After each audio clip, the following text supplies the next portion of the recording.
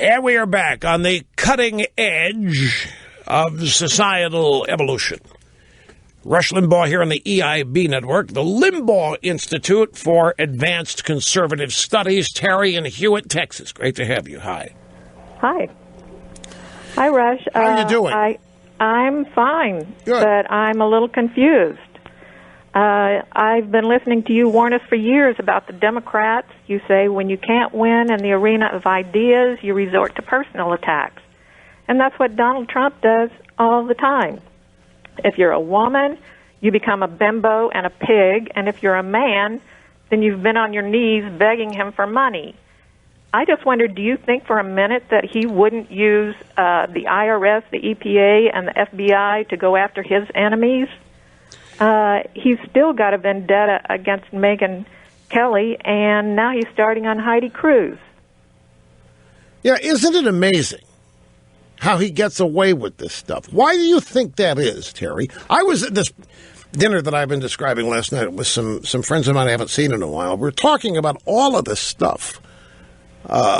How he gets away. Why do his supporters not abandon him? Why does the media not step forward and offer blanket condemnation and suggest he's unfit for American politics?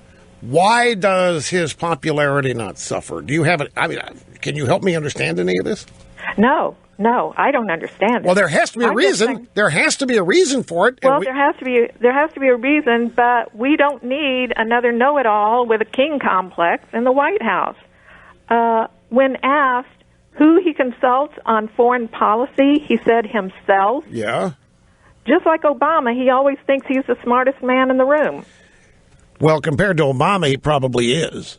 Well, probably so, but he's not. It's interesting you bring that up. I have a story here in my formerly nicotine-stained fingers, and it's from thehill.com, and it's exactly, it's right on the money, what I have been talking about focused for the last 2 weeks. The headline here, vocal Trump critics in GOP open to supporting Clinton. And this is about people in the Washington establishment who are having the vapors. They're beside themselves when they find out who Trump's foreign policy team is. He's named some people.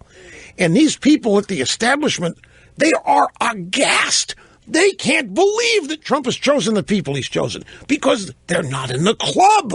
And some of them are even conspiracy believers. And they're just beside themselves. And they're saying, if this doesn't change, we're voting for Hillary. We cannot. Well, if they say they're voting for Hillary, then they are insane. Well, yes, but that's my point. But these are members of the Republican establishment. I don't have time to go through the details of the story. I'm going to do it later, and I don't want to take away from your call. But you wait till you hear it. It's classic. I don't know any of these people. They're not members of the club. How can he choose these people? It's classic. It's exactly what I told you the reaction was going to be to the quote-unquote establishment to Trump. But look, we're getting a little bit off the path of your question. I'm like you. I'm asking. Look at you. You say I'm not condemning. All kinds of people are, and it. But why aren't you, Rush? I've listened to you for years. I don't think it needs to be. It speaks for itself. But there's a lot of people don't understand liberalism. Terry, there are a lot of people that I think by definition still need to be informed and educated that it isn't the soft, loving, compassionate stuff that it's portrayed to be. Trump speaks for himself. Who Trump is and what he's doing is not a mystery to anybody. It's exact opposite of a mystery. It's in your face. But right now, we have a candidate with all the qualities that you said for years that you wanted, and that he's a real conservative, and you've said real conservatives can win. But I hear you every day just talking about both sides, Trump and Ted Cruz, like you're a disinterested observer. No, not correct. I talk about the news here. I don't do topics, and I don't do causes. Yesterday's entire first 2 hours about Ted Cruz, it was in total support It was defining what Cruz was doing. It was defending it. I know.